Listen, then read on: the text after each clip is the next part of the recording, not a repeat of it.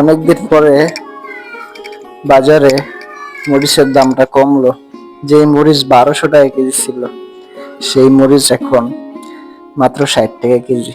আলহামদুলিল্লাহ। একটা ফুলকপি, ছোট্ট একটা ফুলকপি 100 টাকা দিয়ে কিনা লাগছে, আর সেই ফুলকপি এখন মাত্র 20 টাকা। 1 কেজি টমেটো 200 টাকা দিয়ে কিনা লাগছে, সেই টমেটো এখন মাত্র 60 টাকা, একেবারে টাটকা। 1 কেজি শসা মাত্র 30 টাকা। আসলে বাজারের এই পরিস্থিতি দেখে আলহামদুলিল্লাহ খুব ভালো লাগতেছে। আলু, হ্যাঁ আলুর কথাই বলছি। যে আলু 120 টাকা কেজি ছিল, সে আলু এখন মাত্র 40 টাকা কেজি, 200 টাকা পাল্লা।